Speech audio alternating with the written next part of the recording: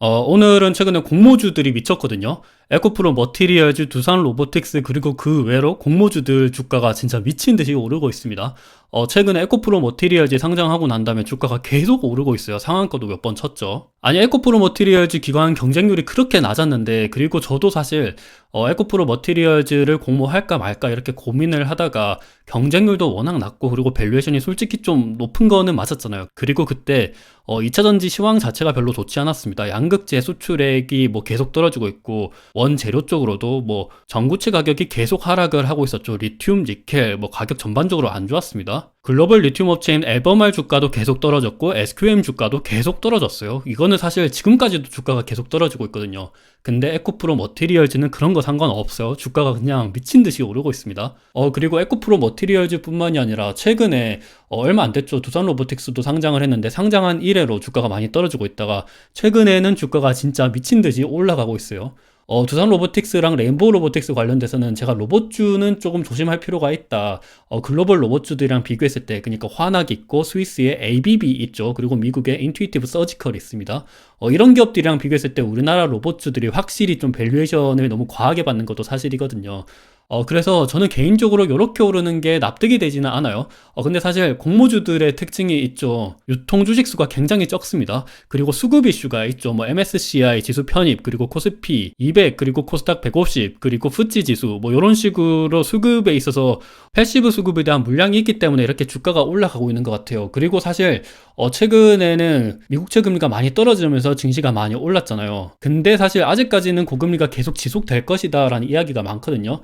내년 연말이나 아니면 뭐 채권 투자자들 같은 경우는 내년 상반기에도 주가 금리가 떨어진다라는 이야기를 하고 있지만, 사실 당장 다음 주에 나오는 고용 데이터를 보고 갑자기 금리가 또 턴어라운드 할 수가 있거든요. 다음 주에 고용 데이터가 나오고 다다음 주에 FOMC 회의가 있습니다.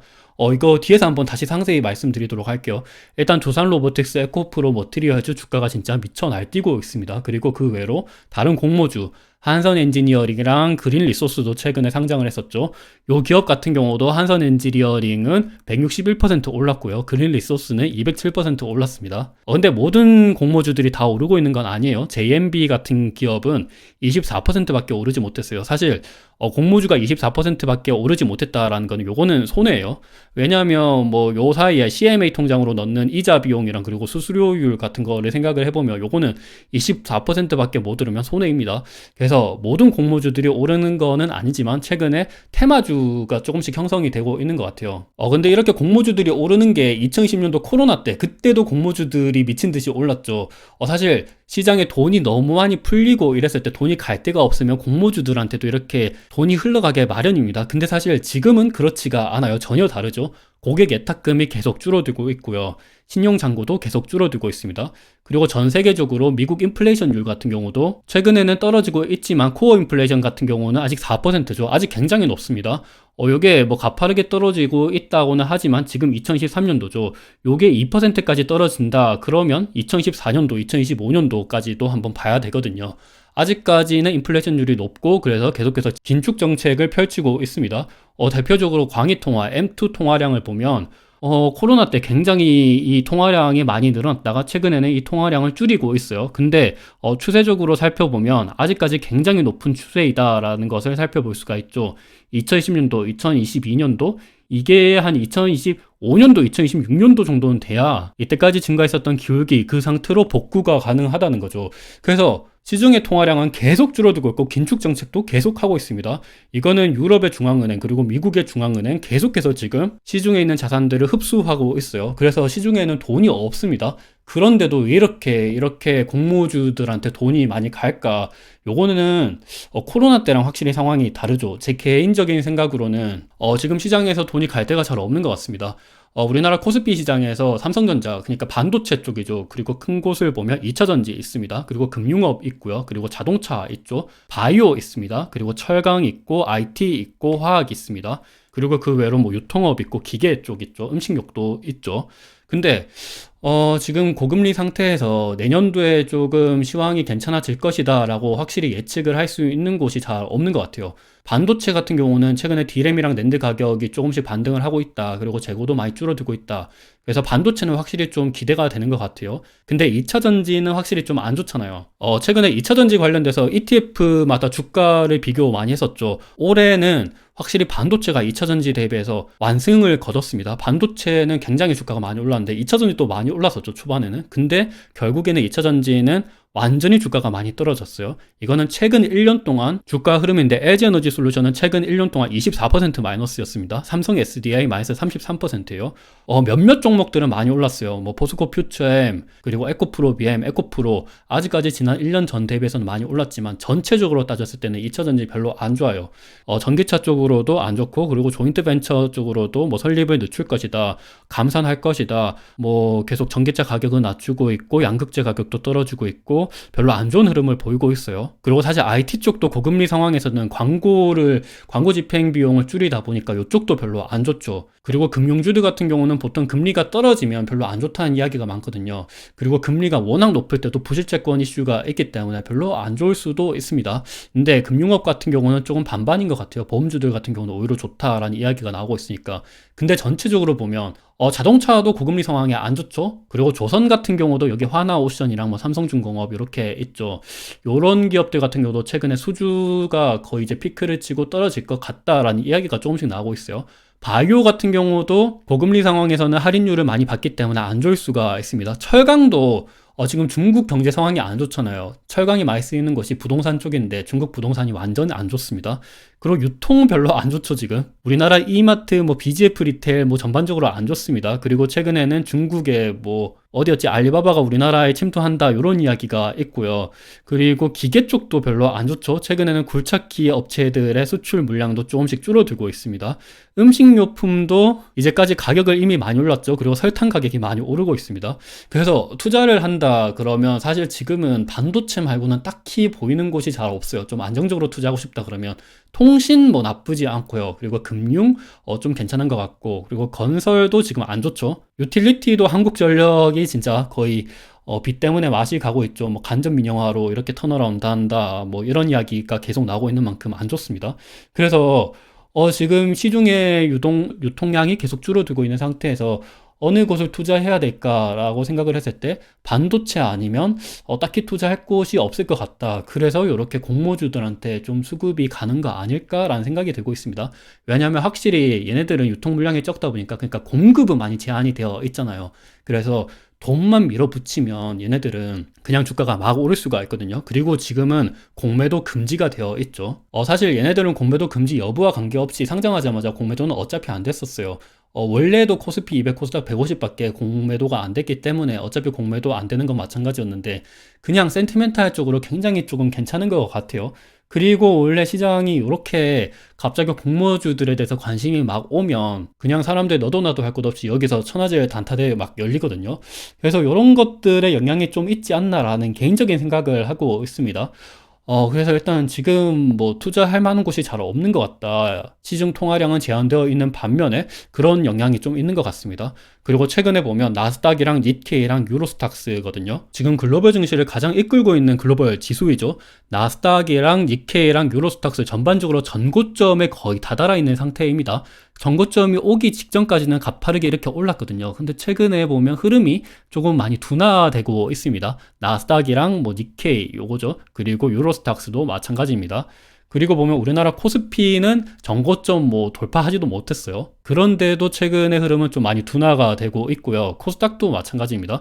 코스닥은 거의 오르지 못하고 있어요. 코스닥 같은 경우는 2차전지 업종들이 상위 쪽에 많이 분포되어 있다 보니까 2차전지가 별로 안 좋잖아요. 최근에 공매도 금지 때문에 하루짜리 이렇게 막 올랐다가 최근에는 그냥 옆으로 누워있는 상태의 모습을 계속해서 보이고 있습니다. 전고점 대비해서는 마이너스 15%고요. 그리고 보면 미국 10년물 국채 금리도 이렇게 가파르게 떨어지면서 이렇게 급격하게 올라갔는데, 근데 최근에는 조금 많이 둔화되고 있는 모습을 보이고 있죠. 떨어지던 게 어느 정도 옆으로 누웠습니다. 그리고 보면 다음 주에 고용지표가 발표되죠. 요즘의 시장의 화두는 고용지표 그리고 물가 상승률입니다. 고용지표 당연히 중요해요. 다음 주 금요일쯤에 아마 발표가 될 거예요. 이 고용지표가 계속 떨어지고 있어서 미국 쪽에 고용이 둔화되고 있어서 생각보다 경기가 연착륙하네. 생각보다 금리를 빨리 내릴 수 있겠다라는 기대감이 생겨서 증시가 많이 올랐었던 거죠. 근데 다음 주에 발표되는 비농업 고용 지수가 또 높아질 수가 있습니다. 왜냐하면 최근에 나타났었던 거는 UAW, 그러니까 전미 자동차 협회의 자동차 파업, 그거에 대한 영향이 좀 있었거든요. 근데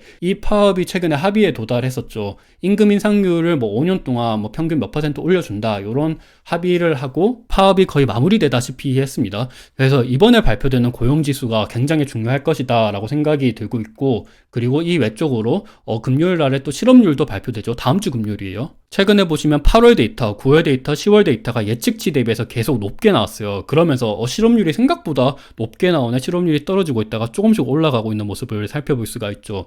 실업률이 조금씩 올라가고 있네, 경기가 연착륙할 수 있겠다, 금리가 조금씩 생각보다 좀 빨리 떨어뜨릴 수 있겠다라는 기대감 때문에 증시가 올랐는데, 이번에 또 어떻게 발표될지가 몰라요. 이전치 대비해서 거의 비슷하게 나오거나 아니면 조금 높게 나오거나 그렇게 해야 되는데, 혹시나 막 갑자기 미친듯이 높게 올라오거나, 사실 그렇게 미친듯이 높게 올라올 것 같지는 않은데, 근데 반대로 떨어진다 그러면 요거는 다시 국채금리가 올라갈 수가 있거든요. 다시금 떨어지던 게 좀 옆으로 누웠는데 요게 다시금 올라갈 수가 있습니다. 그러면 증시는 다시 이렇게 떨어질 수가 있어요. 증시가 최근에 전고점까지 도달했는데 전고점을 돌파 못하고 떨어질 수가 있습니다. 그러면 좀 시장 상황이 안 좋을 수 있겠다라는 생각이 들고 있어요. 그리고 다음 주에 고용지표가 나오고 다다음 주에 FOMC가 있습니다. 12월 12일에서 12월 13일에 있어요.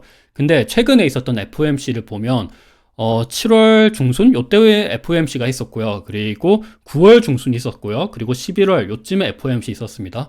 근데 그때 보면 FOMC 7월 중순이랑 9월 중순에는 FOMC 연준 의원들이 굉장히 워딩을 강력하게 했었거든요. 그때 당시에는 물가도 아직 엄청나게 높았었고, 러시아 우크라이나 전쟁, 그리고 뭐 최근에는 이스라엘 하마스 전쟁도 있었죠. 지정학적인 리스크가 계속 대두되면서 유가도 높았습니다. 오펙 플러스는 계속 감산하고 있었고요. 그리고 더군다나 고용도 확 둔화되는 데이터가 잘 보이지 않았었습니다. 그래서 연준 의원들은 굉장히 강력하게 워딩을 펼쳤었어요. 그러면서 국채금리가 계속 올라갔었죠. 근데 제일 최근에 있었던 FOMC에서는 생각보다 워딩이 강력하지가 않았어요. 인플레이션율이 조금씩 떨어진다, 이런 이야기를 했었습니다. 근데 그때는 이미 미국채 10년물 시장금리 기준으로 거의 5%에 달했었던 때였거든요. 그래서 기준금리를 낮추지 않아도, 기준금리를 높이지 않아도 이미 시장금리 자체는 높기 때문에 이 시장금리를 통해서 뭐 대출금리가 다 형성이 되다 보니까 연준 의원들이 그렇게까지 강력하게 워딩을 펼치지 않았었습니다. 그리고 이스라엘 하마스 전쟁은 확전이 되지 않을 것이다 라 그러면서 유가도 많이 떨어졌었죠. 고용도 이렇게 좀 둔화되는 데이터가 계속 보였습니다. 예측치 대비해서 계속 이렇게 높게 나왔었죠. 그래서 요때는 좀 좋게 이야기를 했었지만, 근데 지금은 또 모르거든요. 왜냐하면 다음 주에 이제 고용 데이터가 또 나오고, 최근에 국채금리도 좀 많이 떨어졌거든요. 그래서 요쯤 되면 또 강력하게 워딩을 펼칠 수가 있습니다. 요게 12월 12일에서 12월 13일이죠. 다다음 주입니다. 그래서 최근에 코스피든 코스닥이든 나스닥이든 니케이든 유로스탁스든 전반적으로 전고점에 거의 부근에 있고, 코스피랑 코스닥은 일단 전고점 아니에요. 근데 좀 흐름이 많이 둔화가 됐었죠. 그래서 이런 것들이 시장에 대해서 좀 불확실성이 있는 것 같다. 그리고 더군다나 유통량이, 그러니까 시중의 통화량이 많이 줄어들었죠. 그래서 뭐 투자할 만한 데는 잘 없는 것 같고, 그래서 뭐 이런 쪽으로 공모주 쪽으로 가는 거 아닐까라는 생각이 들고 있습니다. 그래서 이 상황에서 우리는 어떻게 해야 되냐? 저 개인적인 생각으로는 최근에 국채금리가 많이 떨어지고 있고, 시장에서 연착륙에 대한 기대감이 생기면서 주가가 많이 올랐지만, 그래도 아직 고금리 상황인 건 맞고, 이 고금리가 지속이 될 건 맞거든요. 그리고 인플레이션율도 그렇게까지 많이 떨어지지 않았습니다. 그래서 이런 것들을 봤을 때 일정 부분의 현금을 가지고 있는 게 좋지 않을까라고 생각을 하고 있어요. 그리고 공모주들이 많이 오르는 거 보니까 시장에서 확실히 돈이 갈 데가 좀 없는 것 같다라는 생각도 들고 있습니다.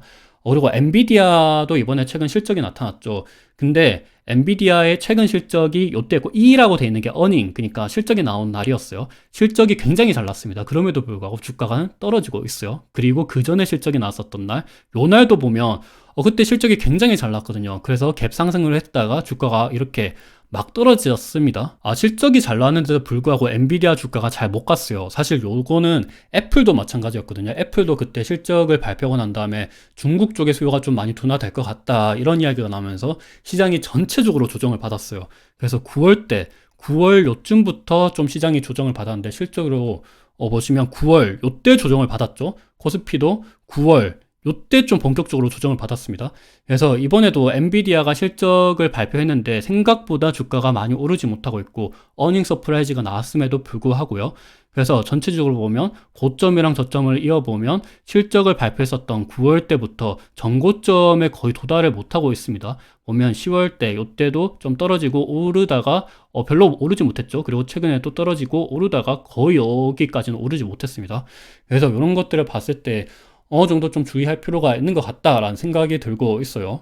제가 드리고자 하는 말은 지금부터 주가가 떨어진다라는 거는 아니에요. 근데 생각보다 조금 공모주들에 대해서 관심이 많고, 공모주들이 이렇게 주가가 막 오르는 거 보니까 사람들이 시장 상황에 대해서 좀 긍정적으로 생각하는 거 아닐까라는 두려움이 있기 때문이에요. 아직까지 예탁금도 계속 빠지고 있고, 신용잔고도 빠지고 있고, 그냥 전반적으로 지금 통화량도 계속 빠지고 있습니다. 조금은 주의할 필요가 있다. 근데 지금 공모주들이 오르는 거는 지금 투자할 만한 섹터 자체가 잘 없기 때문에 그런 거 아닐까라는 생각을 하면서 조금 조심하는 게 어떨까라는 말씀을 드리고 싶습니다.